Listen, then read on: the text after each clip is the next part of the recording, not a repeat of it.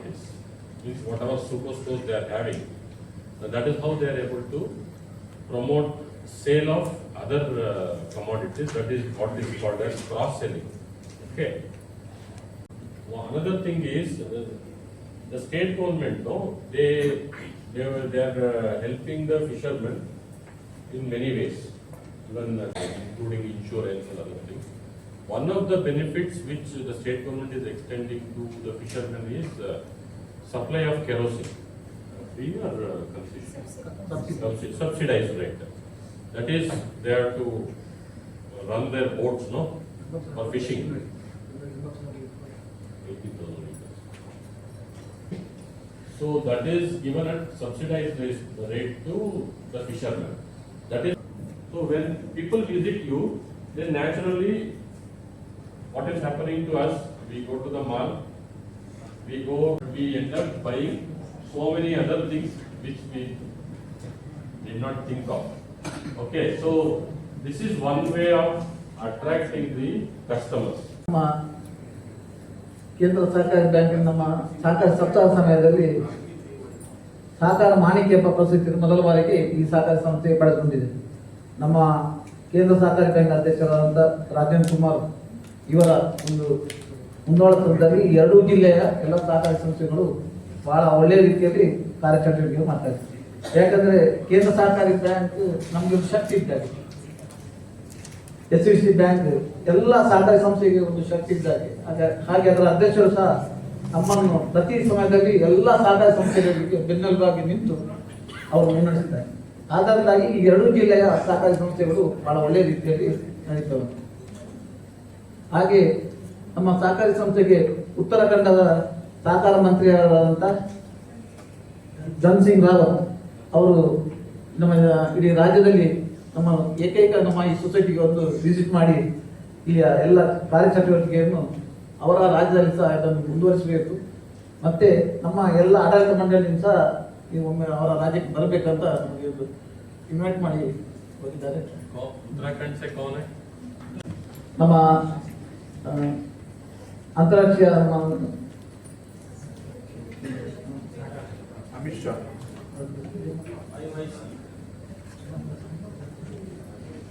ವಿಶ್ವಸಂಸ್ಥೆ ಸಹಕಾರ ವರ್ಷ ಅಂತ ಘೋಷಣೆ ಮಾಡಿದೆ.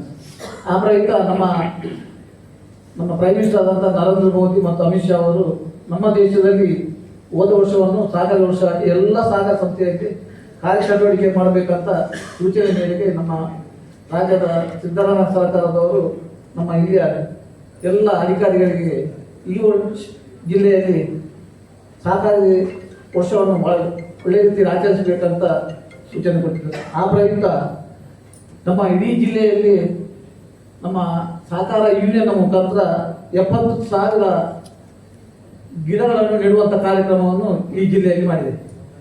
ಅದಕ್ಕೆ ಒಂದು ಪ್ರಾಮುಖ್ಯವಾಗಿ ಈ ಪಡುಬಿದ್ರಿ ಸಹಕಾರಿ ಸಂಸ್ಥೆಯು 7 ದಿವಸದ ಒಂದು ಕಾರ್ಯಕ್ರಮವನ್ನು, ಆ ಪರಿಸರಕ್ಕಾಗಿ 7 ದಿವಸದ ಕಾರ್ಯಕ್ರಮವನ್ನು ನಾವು ಇಲ್ಲಿ ಆಯೋಜನೆ ಮಾಡಿದ್ದೇವೆ. ಈ ಯೋಜನೆಯು ಇಡೀ ದೇಶದಲ್ಲಿ ಬಹಳ ಮೆಚ್ಚುಗೆಗೆ ಪಾತ್ರವಾದಂಥ ಕಾರ್ಯಕ್ರಮವಾಗಿ ಮೂಡಿಬಂದಿದೆ. ಈಗ ಅವರು ಕೇಂದ್ರದ ಅವರ ಅಲ್ಲಿಯ ಡಿಪಾರ್ಟ್ಮೆಂಟಿಗೆ ಅಲ್ಲಿ ಸೈಟಿಗೆ ನಮ್ಮ ಎಲ್ಲ ಕಾರ್ಯಕ್ರಮವನ್ನು ಅಪ್ಲೋಡ್ ಮಾಡಿ ಬಹಳ ಪ್ರಶಂಸೆಯನ್ನು ಪಾತ್ರವಾಯಿತು. ಯಾಕಂದ್ರೆ 7 ದಿವಸದ ಪರಿಸರಕ್ಕೆ ಬೇಕಾದಂಥ ಕಾರ್ಯಕ್ರಮ, ಪರಿಸರದ ಅದನ್ನು ನಾವು ಮತ್ತೆ ನಮ್ಮ ವಿಡಿಯೋ ಮೂಲಕ ನಿಮಗೆ ತೋರಿಸಿದ್ದೇವೆ. ನಮ್ಮ ವ್ಯವಹಾರ ಬಹಳ ವೇಗವಾಗಿ ಜನರು ಬಹಳ ನಮ್ಮ ಸಹಕಾರ ಸಂಸ್ಥೆ ಪುನಃ ಹೆಚ್ಚು ಮಾಡಲಿಕ್ಕೆ ಪ್ರಾರಂಭ ಮಾಡಿದೆ. ಈ ವರ್ಷದಲ್ಲಿ ನಾವು ನಮ್ಮ ನಿರೀಕ್ಷೆಗೆ ಮೀರಿ 20 ಕೋಟಿಗೆ ಹೆಚ್ಚು ಠೇವಣಿ ಹಾಗೂ ಅಷ್ಟೇ ಸಾಲವನ್ನು ನಾವು ಕೊಟ್ಟಿದೆ. ಈ ಒಂದು ಕಾರ್ಯಕ್ರಮ ನಂತರ ಈ ಸಹಕಾರ ಸಪ್ತಾಹದ ಕಾರ್ಯಕ್ರಮಗಳು ಬಹಳ ವಿಶೇಷವಾಗಿತ್ತು. ಮೊದಲದಿಂದ ಕಾರ್ಯಕ್ರಮ ಸ್ವಚ್ಛತೆಯ ಕಡೆಗೆ ನಮ್ಮ ಹೆಜ್ಜೆ ಅಂತ ಒಂದು ಹೆಸರಿನೊಟ್ಟಿಗೆ ಪರಿಸರ ಸ್ವಚ್ಛತೆಯ ಕಾರ್ಯಕ್ರಮ. ಇದು ನಾವು ನಮ್ಮ ಕಾರ್ಯವ್ಯಾಪ್ತಿಯಲ್ಲಿರುವಂತಹ ಎಲ್ಲ ಸಮುದ್ರದ ಕಿನಾರೆಯನ್ನು ಸ್ವಚ್ಛ ಮಾಡುವಂತ ಒಂದು ದಿವಸದ ಕಾರ್ಯಕ್ರಮ, ಕೋಸ್ಟಲ್ ಲೈನ್. ಯಾಕಂದ್ರೆ ಈ ಮಳೆಗಾಲ ಮುಗಿದ ನಂತರ ಈ ಸಮುದ್ರದ ಹೆಚ್ಚು ಕಸಗಳು ಮೇಲೆ ಬರ್ತದೆ, ಅದನ್ನು ಸ್ವಚ್ಛ ಮಾಡುವಂತ ಒಂದು ಕಾರ್ಯಕ್ರಮವನ್ನು ನಾವು ಮಾಡಿದ್ದೇವೆ. 2ನೇ ದಿವಸದಲ್ಲಿ ವನ ಮಹೋತ್ಸವ ಕಾರ್ಯಕ್ರಮ, ತಾಯಿಯ ನೆನಪಿನಲ್ಲಿ ಒಂದು ಗಿಡ, ತಾಯಿಯ ನೆನಪಿನಲ್ಲಿ ಒಂದು ಗಿಡ ನೆಡುವಂತ ಒಂದು ಕಾರ್ಯಕ್ರಮ. ಈ ನಮ್ಮ ಕಾರ್ಯವ್ಯಾಪ್ತಿಯಲ್ಲಿ 2,500 ಗಿಡಗಳನ್ನು ನಾವು ನೆಡುವಂತ ಒಂದು ಕಾರ್ಯಕ್ರಮವನ್ನು ಈ ಸೊಸೈಟಿ ಮೂಲಕ ಮಾಡಿ. ನಾನು ಯೋಗೇಶ್, ನಬಾರ್ಡ್ DGM ಮಾತಾಡ್ತಿರೋದು. ನಬಾರ್ಡ್ ನಮ್ಮ ಒಂದು ತರಬೇತಿ ಸಂಸ್ಥೆ ಏನಿದೆ ಮಂಗಳೂರಿನಲ್ಲಿದೆ. ಇಲ್ಲಿ ನಾವು ಎಲ್ಲ ಬ್ಯಾಂಕಿನ ಅಧಿಕಾರಿಗಳಿಗೆ ಮತ್ತು ಇತರೆ NGO ಸಂಸ್ಥೆಗಳಿಗೆ ಮತ್ತು ಯಾವ ಸರ್ಕಾರಿ ಸಂಸ್ಥೆಗಳ ಅಧಿಕಾರಿಗಳಿದ್ದಾರೆ ಇವರಿಗೆಲ್ಲರಿಗೂ ಬ್ಯಾಂಕಿಂಗ್ ಮತ್ತು ಕೃಷಿ ಅಭಿವೃದ್ಧಿಗೆ ಸಂಬಂಧಪಟ್ಟಂಗೆ ಏನು ತರಬೇತಿಗಳು ಇದೆ ಆ ಎಲ್ಲ ಕಾರ್ಯಕ್ರಮಗಳನ್ನು ನಾವು ನಡೆಸ್ತೇವೆ.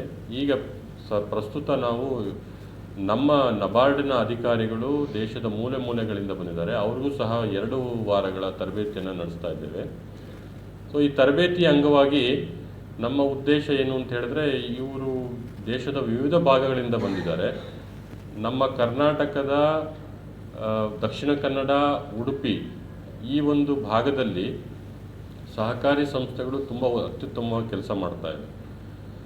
ಸೊ ಆ ಒಂದು ಉದ್ದೇಶದಿಂದ ನಮ್ಮ ಇತರೆ ಗೆಳೆಯರು ಬೇರೆ ದೇಶದ ಭಾಗಗಳಿಂದ ಏನು ಬಂದಿದ್ದಾರೆ ಅವರಿಗೂ ಸಹ ಈ ಸಹಕಾರಿ ಸಂಘಗಳು ಹೇಗೆ ಕಾರ್ಯನಿರ್ವಹಿಸ್ತಾ ಇವೆ, ಅವು ಯಶಸ್ವಿಗೊಳ್ಳಲಿಕ್ಕೆ ಏನು ಕಾರಣ, ಯಾವ್ಯಾವ ರೀತಿಯಲ್ಲಿ ಅವರು ವಿಧ ಸೇವೆಗಳನ್ನು ತಮ್ಮ ಸದಸ್ಯರಿಗೆ ನೀಡ್ತಾ ಇದ್ದಾರೆ, ಇದರ ಬಗ್ಗೆ ಅವರಿಗೆ ಮಾಹಿತಿ ಕೊಡಲಿಕ್ಕೆ, ಮತ್ತು ಇವರು ವಾಪಸ್ ತರಬೇತಿ ನಂತರ ತಮ್ಮ ಪ್ರದೇಶಗಳಿಗೆ ತೆರಳಿದ ಮೇಲೆ ಅಲ್ಲಿನ ಸಹಕಾರಿ ಸಂಸ್ಥೆಗಳನ್ನು ಯಾವ ರೀತಿಯಲ್ಲಿ ಅಭಿವೃದ್ಧಿ ಮಾಡಬಹುದು, ಆ ಒಂದು ನಿಟ್ಟಿನಲ್ಲಿ ಇವರಿಗೆ ಒಂದು ತಿಳುವಳಿಕೆ ನೀಡುವಂಥ ಕಾರ್ಯಕ್ರಮ ಇದು. ಸೊ ಈ 2 ವಾರದಲ್ಲಿ ನಾವು ಸುಮಾರು 2-3 ಸಹಕಾರಿ ಸಂಘಗಳಿಗೂ ಕೂಡ ಭೇಟಿ ಕೊಡ್ತಾ ಇದ್ದೀವಿ. ಅದರಂತೆಯೇ ಕೃಷಿಗೆ ಸಂಬಂಧಪಟ್ಟ ಹಾಗೆ ನಾವು ಈಗ ಒಂದು ಹೊಸದಾಗಿ ಏನು ಹೇಳ್ತೇವೆ, ಕೃಷಿ ಉತ್ಪಾದಕರ ಸಂಘಗಳು ಅಂತ ಏನು ಹೇಳ್ತೀವಿ, ಆ ಒಂದು ಸಂಘಗಳಿಗೆ ಭೇಟಿ ಕೊಟ್ಟು ಅವರು ಯಾವ ರೀತಿ ಕಾರ್ಯನಿರ್ವಹಿಸ್ತಾ ಇದ್ದಾರೆ ಅದ್ರ ಬಗ್ಗೆ ಒಂದು ಮಾಹಿತಿ ಕೊಡಲಿಕ್ಕೆ, ಮತ್ತು ನಮ್ಮ ಸಹಕಾರಿ ಸಂಸ್ಥೆಗಳ ಮೂಲಕ ಕೃಷಿಗೆ ಯಾವ ರೀತಿ ಉತ್ತೇಜನ ಸಿಗ್ತಾ ಇದೆ ಈ ಭಾಗದಲ್ಲಿ, ಇದನ್ನು ತಮ್ಮ ಪ್ರದೇಶಗಳಿಗೆ ಅವರು ಹಿಂತಿರುಗಿದ ಮೇಲೆ ಅಲ್ಲಿನ ರಾಜ್ಯ ಸರ್ಕಾರಗಳಿಗೆ ಯಾವ ರೀತಿ ಇವರು ಅದರ ಬಗ್ಗೆ ಮನವರಿಕೆ ಮಾಡಿ ಅಲ್ಲಿನ ರೈತರಿಗೂ ಸಹ ಈ ಒಂದು ಪ್ರಯೋಜನಗಳನ್ನು ಹೇಗೆ ತಲುಪಿಸಬಹುದು ಅನ್ನೋ ನಿಟ್ಟಿನಲ್ಲಿ ಇಂತಹ ಸಂಸ್ಥೆಗಳಿಗೂ ಕೂಡ ನಾವು ಭೇಟಿ ನೀಡ್ತಾ ಇದ್ದೇವೆ. ಅದಲ್ಲದೆ ನಬಾರ್ಡ್ ವತಿಯಿಂದನೂ ಸಹ ನಾವು ಸಾಕಷ್ಟು ಪ್ರಮೋಷನಲ್ ಆ್ಯಕ್ಟಿವಿಟೀಸ್ ಅಂತ ಏನು ಹೇಳ್ತೇವೆ, ಅಂದರೆ ನೀರು, ಮಣ್ಣು ಇದರ ಸಂರಕ್ಷಣೆ ಹಾಗೂ ಟ್ರೈಬಲ್ ಡೆವಲಪ್ಮೆಂಟ್ ಅಂತ ಹೇಳ್ತೀವಿ, ಆದಿವಾಸಿಗಳಿಗೆ ಒಂದು ಅಭಿವೃದ್ಧಿ ಮಾಡಲಿಕ್ಕೆ ಅಂತಲೇ ನಮ್ಮಲ್ಲಿ ಬೇರೆ ಬೇರೆ ಒಂದು ಪ್ರಾಜೆಕ್ಟ್ಸ್ಗಳಿವೆ. ಸೊ ಆ ಪ್ರಾಜೆಕ್ಟ್ಸ್ಗಳ ಮುಖಾಂತರ ನಾವು ಯಾವ ರೀತಿ ಸಮುದಾಯದ ಏಳಿಗೆಗೆ ಒಂದು ಕಾಣಿಕೆ ನೀಡ್ತಾ ಇದ್ದೀವಿ ಅಂತ ಅದ್ರ ಬಗ್ಗೆ ತಿಳಿದುಕೊಳ್ಳೋದಕ್ಕೆ ಸಹ ನಾವು ಕೆಲವೊಂದು ವಾಟರ್ ಶೆಡ್ ಡೆವಲಪ್ಮೆಂಟ್ ಪ್ರಾಜೆಕ್ಟ್ಸ್ ಮತ್ತು ಟ್ರೈಬಲ್ ಡೆವಲಪ್ಮೆಂಟ್ ಪ್ರಾಜೆಕ್ಟ್ಸ್, ಹಾಗೆ ನೀರಿನ ಬುಗ್ಗೆಗಳು ನಾವೆಲ್ಲ ಕೇಳಿರ್ಬೋದು, ಸ್ಪ್ರಿಂಗ್ಸ್ ಅಂತ ಏನು ಹೇಳ್ತೀವಿ, ಅದನ್ನು ಸಹ ಸಂರಕ್ಷಣೆ ಮಾಡಲಿಕ್ಕೆ, ಯಾಕಂದರೆ ಹಲವಾರು ಕಡೆ ನಾವು ನೋಡ್ತಾ ಇದ್ದೀವಿ ಈ ನೀರಿನ ಬುಗ್ಗೆಗಳೇನಾಗ್ತಿವೆ ಬತ್ತು ಹೋಗ್ತಾ ಇವೆ, ಅದನ್ನು ನಾವು ಯಾವ ರೀತಿ ಪುನಶ್ಚೇತನಗೊಳಿಸ್ಬೋದು, ಅಂದರೆ ಅದು ತುಂಬ ಸೂಕ್ಷ್ಮವಾಗಿರುತ್ತೆ ನಮಗೆಲ್ಲ ಗೊತ್ತಿರೋ ಹಾಗೆ. ಸೊ ಅದನ್ನು ಪುನಶ್ಚೇತನಗೊಳಿಸಲಿಕ್ಕೆ ಅಂತ ಹೇಳಿ ಅದಕ್ಕೆ ಆದಂಥ ಬೇರೆ ಥರನಾದ ಒಂದು ಅಪ್ರೋಚ್ ಬೇಕಾಗುತ್ತೆ. ಸೊ ಅದ್ರ ಬಗ್ಗೆ ಕೂಡ ನಬಾರ್ಡ್ ಕಾರ್ಯನಿರ್ವಹಿಸ್ತಾ ಇದೆ. ಆ ಒಂದು ಪ್ರಾಜೆಕ್ಟ್ಸ್ಗಳಿಗೂ ಕೂಡ ನಾವು ಇವರನ್ನು ಕರೆದುಕೊಂಡು ಹೋಗಿ ಅದ್ರ ಬಗ್ಗೆ ಮಾಹಿತಿ ಕೊಡುವಂಥ ಒಂದು 2 ವಾರಗಳ ಕಾರ್ಯಕ್ರಮ ಇದಾಗಿದೆ. ನಮ್ಮ ತಂಡದಲ್ಲಿ 44 ಅಧಿಕಾರಿಗಳಿದ್ದಾರೆ. ನಮ್ಮ ಕರ್ನಾಟಕ ರಾಜ್ಯ, ತಮಿಳುನಾಡು, ಕೇರಳ, ಆಂಧ್ರ, ತೆಲಂಗಾಣ, ಮಹಾರಾಷ್ಟ್ರದಲ್ಲಿ ನಮ್ಮ ಹೆಡ್ ಆಫೀಸ್ ಕೂಡ ಇದೆ ಮುಂಬೈ, ಅಲ್ಲಿಂದ ಬಂದಿದ್ದಾರೆ. ನಂತರ ನಮ್ಮ ಈಶಾನ್ಯ ರಾಜ್ಯಗಳು ಅಸ್ಸಾಂ ಇದೆ, ಅರುಣಾಚಲ್ ಪ್ರದೇಶ್ ಇದೆ, ನಾಗಾಲ್ಯಾಂಡ್ ಇದೆ. ನಂತರ ಪೂರ್ವ ಭಾಗದಿಂದ ಉತ್ತರಾಖಂಡ ಇದೆ, ಉತ್ತರ ಭಾಗದಲ್ಲಿ ಹರಿಯಾಣ ಇದೆ. ಈ ಎಲ್ಲ ರಾಜ್ಯಗಳಿಂದನೂ ನಮ್ಮ ಅಧಿಕಾರಿಗಳು ಬಂದಿದ್ದಾರೆ. ಈಗ ಎಷ್ಟು ಕವರ್ ಮಾಡಿದ್ದೀವಿ ಸರ್? ಎಷ್ಟು ಜಾಗಕ್ಕೆ? ಉಡುಪಿ ಜಿಲ್ಲೆಯಲ್ಲಿ ಎಷ್ಟು ಜಾಗ ಹೋಗ್ತೀವಿ? ಈಗ ಇವತ್ತು ಕನ್ನಡ ಜಿಲ್ಲೆಯಲ್ಲಿ ಎಷ್ಟು ಕಡೆಗೆ ಹೋಗ್ತಾ ಇದ್ದೀವಿ? ಈಗ ದಕ್ಷಿಣ ಕನ್ನಡದಲ್ಲಿ ನಾವು ಬಂಗಾಡಿ ಸೊಸೈಟಿಗೆ ಹೋಗಿದ್ವಿ. ನಂತರ ನಾವು ಧರ್ಮಸ್ಥಳ ಸಂಸ್ಥೆ ಏನಿದೆ ಅವರು ಯಾವ ರೀತಿ ಸ್ವಸಹಾಯ ಸಂಘಗಳ ಬಗ್ಗೆ ಅವರು ಏನು ಕಾರ್ಯನಿರ್ವಹಿಸ್ತಾ ಇದ್ದಾರೆ, ಮತ್ತು ಆ ಸ್ವಸಹಾಯ ಸಂಘಗಳ ಮೂಲಕ ಯಾವ ರೀತಿ ಒಂದು ಸಿರಿ ಬ್ರ್ಯಾಂಡಿನ ಮೂಲಕ ಅವರು ಜನಗಳಿಗೆ ಒಂದು ಅನುಕೂಲ ಕಲ್ಪಿಸ್ತಿದ್ದಾರೆ, ಅದ್ರ ಬಗ್ಗೆ ತಿಳುವಳಿಕೆ ಕೊಡಲಿಕ್ಕೆ ಅಂತಲೂ ಅಲ್ಲಿಗೂ ಹೋಗಿದ್ವಿ ನಾವು. ನಂತರ ನಮ್ಮ ದಕ್ಷಿಣ ಕನ್ನಡ ಜಿಲ್ಲಾ ಸಹಕಾರಿ ಬ್ಯಾಂಕ್ನವರು ನಮಗೆಲ್ಲ ಗೊತ್ತಿರೋ ಹಾಗೆ ಮೊಬೈಲ್ ಬ್ಯಾಂಕ್ ನಡೆಸ್ತಾ ಇದ್ದಾರೆ. ಸೊ ಎಲ್ಲಿ ಒಂದು ರಿಮೋಟ್ ಪ್ಲೇಸಸ್ ಇದೆ ಅಂಥ ಕಡೆಗಳಲ್ಲಿ ಬ್ಯಾಂಕಿಂಗ್ ವ್ಯವಸ್ಥೆ ನೀಡಲಿಕ್ಕೆ ಅಂತ ಏನು ಮೊಬೈಲ್ ಬ್ಯಾಂಕ್ಸ್ ಇದೆ. ಅದು ಉಡುಪಿ ಜಿಲ್ಲೆಯಲ್ಲೂ ಸಹ ಒಂದು ಮೊಬೈಲ್ ವ್ಯಾನ್ ಇದೆ. ಸೊ ಅದೇ ರೀತಿಯಲ್ಲಿ ನಮ್ಮ ಮಂಗಳೂರಿನಲ್ಲಿ ಏನಿದೆ ಅದು ನಿನ್ನೆ ನಾವು ಅಲ್ಲಿಗೆ ಭೇಟಿ ಕೊಟ್ಟಿದ್ವಿ. ನಂತರ ಬ್ಯಾಂಕಿಂಗ್ ಕ್ಷೇತ್ರದಲ್ಲಿ ಯಾವ ರೀತಿ ಡಿಜಿಟಲೈಸೇಷನ್ ಬಗ್ಗೆ ಏನೇನು ಕಾರ್ಯಗಳು ನಡೀತಾ ಇವೆ, ಮತ್ತು ಮುಂದೆ ಬ್ಯಾಂಕ್ ಯಾವ ರೀತಿ ಇರಬಹುದು ಅನ್ನೋದ್ರ ಬಗ್ಗೆ ಒಂದು ಕಲ್ಪನೆ ಮೂಡಿಸ್ಲಿಕ್ಕೆ ಅಂಥೇಳಿ ನಾವು ಕರ್ನಾಟಕ ಬ್ಯಾಂಕ್ ಕೂಡ ನಾವು ನಿನ್ನೆ ಭೇಟಿ ಕೊಟ್ಟಿದ್ವಿ. ಇನ್ನೆಷ್ಟು ದಿನ ಇದೆ ಪ್ರೋಗ್ರಾಮ್? ಇನ್ನೂ ಮುಂದಿನ ವಾರವರೆಗೂ ಇದೆ. ಒಟ್ಟು 14 ದಿನದ ಕಾರ್ಯಕ್ರಮ ಇದು. ಇದಲ್ಲದೆ ಬೆಳಿಗ್ಗೆ ನಾವು ಒಂದು ವೀವರ್ಸ್ ಸೊಸೈಟಿ ಕಿನ್ನಿಗೋಳಿಯಲ್ಲಿ ಹೋಗಿದ್ವಿ, ತಾಳಪಾಡಿ ಸೊಸೈಟಿ. ಅಲ್ಲಿ ಯಾವ ರೀತಿ ಆ ಒಂದು ನೇಕಾರಿಕೆಯನ್ನು ಅವರು ಪುನಶ್ಚೇತನಗೊಳಿಸಿದ್ದಾರೆ. ಯಾಕಂದರೆ ನಮಗೆಲ್ಲ ಗೊತ್ತಿರೋ ಹಾಗೆ ನೇಕಾರಿಕೆ ಈಗ ಅದು ತನ್ನ ಅಸ್ತಿತ್ವವನ್ನು ಕಳೆದುಕೊಳ್ತಾ ಇದೆ. ಅದಕ್ಕೆ ಅದನ್ನು ಯಾವ ರೀತಿ ಪುನಶ್ಚೇತನಗೊಳಿಸಿದ್ದಾರೆ ನಮಗೆಲ್ಲ ಗೊತ್ತಿರೋ ಹಾಗೆ ಉಡುಪಿ ಸೀರೆ ಅನ್ನೋದೇನಿದೆ, ಟ್ರೆಡಿಷ್ನಲ್ ಉಡುಪಿ ಸೀರೆ, ಅದನ್ನು ಯಾವ ರೀತಿ ರಿವೈವ್ ಮಾಡಿದ್ದಾರೆ ಅದ್ರ ಬಗ್ಗೆ ನಾವು ನಬಾರ್ಡ್ ವತಿಯಿಂದಲೂ ಸಹ ಒಂದಷ್ಟು ಧನ ಸಹಾಯವನ್ನು ನೀಡಿ ಅವರಿಗೆಲ್ಲ ತರಬೇತಿ ಕಾರ್ಯಕ್ರಮಗಳನ್ನು ಏರ್ಪಡಿಸಿದ್ವಿ. ಸೊ ಅದನ್ನು ಪ್ರಯೋಜನ ಪಡೆದುಕೊಂಡು ಯಾವ ರೀತಿ ಸಾಕಷ್ಟು ನೇಕಾರ ಅಲ್ಲದಲ್ಲೇ ಬೇರೆ ಸಮುದಾಯದವರು ಸಹ ಇವತ್ತಿನ ದಿನ ನೇಕಾರಿಕೆಯನ್ನು ಒಂದು ವೃತ್ತಿಯನ್ನಾಗಿ ಸ್ವೀಕರಿಸಿ ಒಳ್ಳೆ ಚೆನ್ನಾದ ರೀತಿಯಲ್ಲಿ ನಡೆಸ್ತಾ ಇದ್ದಾರೆ. ಇನ್ಫ್ಯಾಕ್ಟ್ ಖುಷಿಯಿಂದ ಹೇಳಬೇಕಂದ್ರೆ ಈ ಉತ್ಪನ್ನಗಳೇನಿದೆ ಈವನ್ ಅಂತಾರಾಷ್ಟ್ರೀಯ ಮಾರ್ಕೆಟಿನಲ್ಲೂ ಸಹ ಇದಕ್ಕೆ ಸಾಕಷ್ಟು ಡಿಮಾಂಡ್ ಇದೆ. ಆದರೆ ಅನ್ಫಾರ್ಚುನೇಟ್ಲಿ ಅಷ್ಟು ಪೂರೈಕೆ ಆಗ್ತಾಯಿಲ್ಲ. ಯಾಕಂದರೆ ಅಷ್ಟು ಜನ ನೇಕಾರರಿಲ್ಲ ಇಲ್ಲಿ. ಎಷ್ಟು ಡಿಮಾಂಡ್ ಇದೆ, ಯಾಕಂದರೆ ಅದು ಪೂರ್ತಿ ಪರಿಸರ ಸ್ನೇಹಿ. ಇದು ಕೈಮಗ್ಗ ಆದ್ದರಿಂದ ಅದರಲ್ಲಿ ಯಾವುದೇ ಎಲೆಕ್ಟ್ರಿಸಿಟಿ ಖರ್ಚಾಗೋದಿಲ್ಲ, ಮತ್ತು ಅವ್ರು ಯಾವುದೇ ಒಂದು ರಾಸಾಯನಿಕ ಬಣ್ಣ ಬಳಸೋದಿಲ್ಲ, ಎಲ್ಲ ನೈಸರ್ಗಿಕ ಬಣ್ಣಗಳು ಬಳಸೋದು. ಒಳ್ಳೆ ವರ್ಕಿಂಗ್ ಕಂಡೀಷನ್ಸ್ ಅಂತ ಏನು ಹೇಳ್ತೀವಿ ಅದನ್ನೆಲ್ಲ ಪ್ರೊವೈಡ್ ಮಾಡ್ತಾ ಇದ್ದಾರೆ. ಹಾಗಾಗಿ ಒಂದು ESG ಕಾನ್ಸೆಪ್ಟ್ ಅಂತ ಏನು ಹೇಳ್ತೀವಿ, environment, social and then governance ಅಂತ, ಆ ಒಂದು ಕಾನ್ಸೆಪ್ಟ್ ಅಲ್ಲಿ ಪೂರ್ಣ ರೀತಿಯಲ್ಲಿ ನಾವು ನೋಡ್ಬೋದು. ಸೊ ಅದಕ್ಕೂ ಕೂಡ ನಾವು ಇವತ್ತಿನ ಬೆಳಿಗ್ಗೆ ನಾವು ಭೇಟಿ ಕೊಟ್ಟಿದ್ವಿ. ಪಡುಬಿದ್ರಿಯಲ್ಲಿ ಒಂದು ತುಂಬ ಸಂತೋಷವಾದ ಅಂಶ ಅಂತ ಹೇಳಿದ್ರೆ, ಯಾವ ರೀತಿ ನಾವು ಸದಸ್ಯರಿಗೆ ಒಳ್ಳೆ ಸೇವೆಯನ್ನು ನೀಡಿದ್ರೆ ಸದಸ್ಯರು ನಮ್ಮನ್ನು ಬಿಟ್ಟು ಹೋಗೋದಿಲ್ಲ. ಒಂದು ನಂಬಿಕೆ ಮತ್ತು ಇನ್ನೊಂದು ವಿಶ್ವಾಸ ಮತ್ತು ಆ ಒಂದು ಏನು ಹೇಳ್ತೀವಿ ಅವಿನಾಭಾವ ಸಂಬಂಧ ಏನಿದೆ ಅದನ್ನು ನಾವಿಲ್ಲಿ ನೋಡಬಹುದು. ಮತ್ತು ಅವರು ತಾವು ಏನು ಪಡೆದುಕೊಳ್ತಾ ಇದ್ದಾರೆ ಅದನ್ನು ಕೆರೆಯ ನೀರನ್ನು ಕೆರೆಗೆ ಚೆಲ್ಲಿ ಅನ್ನೋ ರೀತಿಯಲ್ಲಿ ಮತ್ತೆ ಅದನ್ನು ತಮ್ಮ ಸದಸ್ಯರಿಗೆ ಅದನ್ನು ವಾಪಸ್ ನೀಡ್ತಾ ಇದ್ದಾರೆ.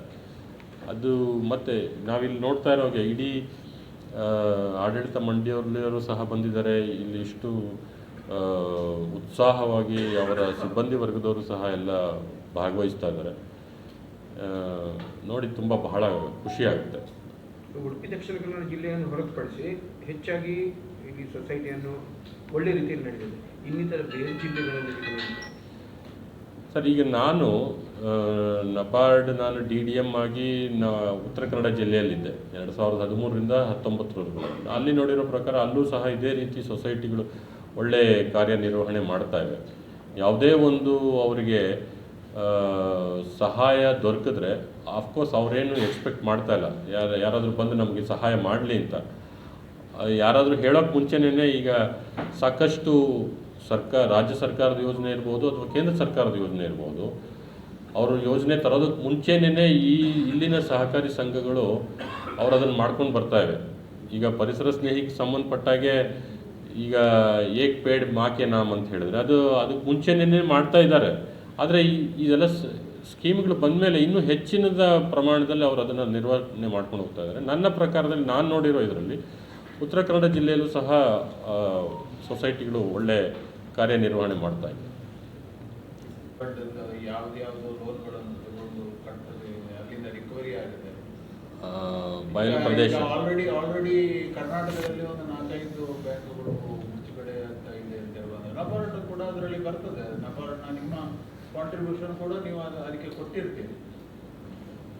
ಅಲ್ಲ, ಒಂದು ನನ್ನ ಸೀಮಿತ ಇದರಲ್ಲಿ ನಾನು ಹೇಳಬೇಕಂತ ಹೇಳಿದ್ರೆ ಪ್ರತಿಯೊಂದಕ್ಕೂ ಈಗ ಯಾವುದೇ ಒಂದು ಪ್ರದೇಶದಲ್ಲಿ ಅಲ್ಲಿ ಯಾಕೆ ಉಚ್ಚಾರಕ್ಕೆ ಬರಲಿಲ್ಲ ಅಂತ ಹೇಳೋದು. ಯಾಕೆ ಅಂದರೆ ಈಗ ನೋಡಿ, ಇದು ಪ್ರದೇಶದ ಹವಾಗುಣ, ಮಣ್ಣಿನ ಗುಣ. ಈಗ ಮಕ್ಕಳು ಇಲ್ಲಿ ಚೆನ್ನಾಗಿ ವಿದ್ಯಾಭ್ಯಾಸ ಮಾಡ್ತಾರೆ, ಒಳ್ಳೆ ಎಜುಕೇಷನ್ ಇದೆ, ಅದು ತುಂಬಾ ವ್ಯತ್ಯಾಸ ಮಾಡುತ್ತದೆ. ಈ 3 ಜಿಲ್ಲೆಗಳದ್ದು ನನ್ನ ಪ್ರಕಾರ ಮುಖ್ಯವಾದ ಕಾರಣ ಅಂತ ಹೇಳಿದ್ರೆ ಅದು ಎಜುಕೇಷನ್.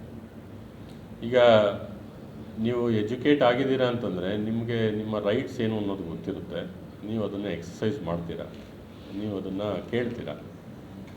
ಈಗ ಬೇರೆ ಪ್ರದೇಶಗಳಲ್ಲಿ ಅದು ಅಷ್ಟು ಪ್ರಮಾಣದಲ್ಲಿ ಇಲ್ಲ.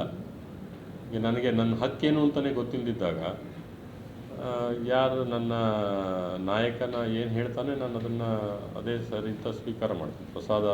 ಅದನ್ನೇ ಪ್ರಸಾದ ಅಂತ ಸ್ವೀಕಾರ ಮಾಡ್ತೀನಿ. ನಡೀತಾ ಇದೆ, ಆದರೆ ಇಷ್ಟು ದೊಡ್ಡ ಪ್ರಮಾಣದಲ್ಲಿ ಆಗ್ತಲ್ಲ. ಇಲ್ಲ, ಅಲ್ಲಿ ನಡೀತಾ ಇಲ್ಲ ಅಂತಲೇ ನಾವು ಹೇಳೋಕ್ಕಾಗಲ್ಲ. ಅಲ್ಲೂ ಕೂಡ ಒಳ್ಳೊಳ್ಳೆ ಬೆಳವಣಿಗೆಗಳು ಆಗ್ತಾ ಇದೆ. ಆದರೆ ಏನಾಗುತ್ತೆ ಅಂತ ಹೇಳಿದ್ರೆ ಅಲ್ಲಿ ಬೇರೆ ಬೇರೆ ಕಾರಣಗಳಿವೆ. ಪ್ರದೇಶಗಳು ಸಣ್ಣವು, ಮತ್ತು ರಿಸೋರ್ಸ್ ಅಷ್ಟು, ಯಾಕಂದರೆ ಅವ್ರಿಗೆ ಆಪರ್ಚುನಿಟೀಸ್ ಏನು ಅವೆನ್ಯೂಸ್ ಏನಿದೆ ಇನ್ಕಮ್ ಜನ್ರೇಷನ್ಗೆಲ್ಲನೂ ಅದೆಲ್ಲ ಕಡಿಮೆ ಇರುತ್ತೆ. ಸೊ ಹಾಗಾಗಿ ಸ್ವಲ್ಪ ಎಲ್ಲ ಎಕ್ಸ್ಟರ್ನಲ್ ಫಂಡಿಂಗೇ ಬೇಕಾಗುತ್ತೆ. ಯೂಶ್ವಲಿ ಗೌರ್ಮೆಂಟ್ ಆಫ್ ಇಂಡಿಯಾಯಿಂದನೇ ಹೆಚ್ಚಿನ ಸಹಾಯ ಇರುತ್ತೆ ಅಲ್ಲೆಲ್ಲನೂ.